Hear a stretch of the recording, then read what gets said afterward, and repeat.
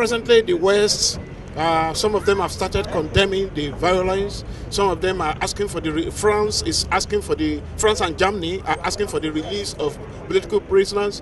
They are asking the military to return to civil rule as soon as possible. But that is not enough. They are yet to come out and say categorically that what happened was a military coup. When a properly elected government, a democratically elected government, voted in through one man, one vote, is removed by the force of the gun, through the barrel of the gun, it is a coup.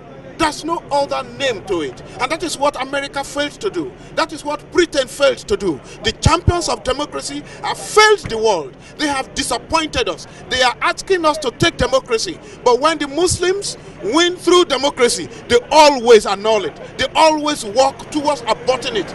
This is one of the problems we continue to face in the world. Whenever there is no justice, it will be difficult to find peace. Justice is the soul of peace. Whoever denies one would not have the other. If you deny justice, you will not have peace. And so what we are asking the West to do is go back to the fundamentals, the basic principles of democracy. America is a land of freedom, a land of democracy. But why is it that when it is outside America, America is ready to stand in the way of the truth, in the way of justice? Why can't America call a coup a coup? Why does it take the opposition, John McCain, to declare what happened in Egypt a coup? It is a coup, and the Nigerian people are saying it is a coup. The coalition of Nigerian civil society is saying what happened in Egypt is a coup, and Mohammed Morsy must be returned to power. And those who massacred thousands of peaceful protesters and who are now calling them terrorists, they are the biggest liars to the world. They should be made to face the International Criminal Court. We are calling upon the United Nations to rise to this occasion, to send independent investigators to Egypt to investigate the circumstances surrounding the killing of 36 detained protesters under the protection of the police, in police van. 36 people died. It is massacre. What do you call that? How do you explain the storming of the Al-Fatah Mosque on Saturday? And it was 36 out of those arrested at the Al-Fatah Mosque that were killed later.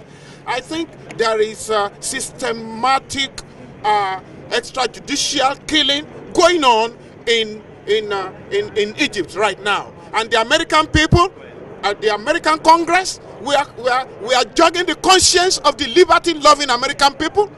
We are asking the British, who love independence, who love democracy, to stand up for the right and not look, and to stop looking at the religion, stop looking at the race, stop looking at the continent. Whatever is good for America should be good. If liberty is good for America, it should be good for Africa. If liberty is good for Britain, it should be good for Nigeria. And we want the profiling to stop. We want the stigmatization to stop.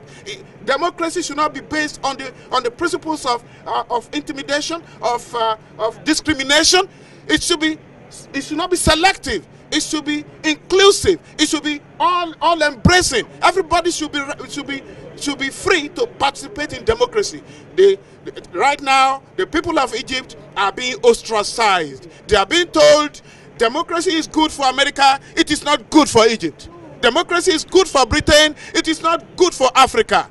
This is a very wrong signal, and it is sending waves across the world. It will fuel terrorism, and it will encourage violence.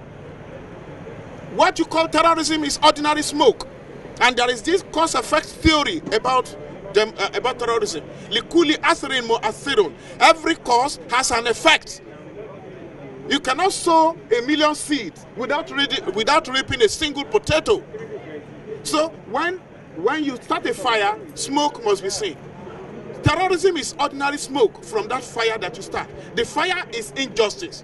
When you are unjust, there will be smoke. You are starting a fire. Ripples, effects will be seen by the people.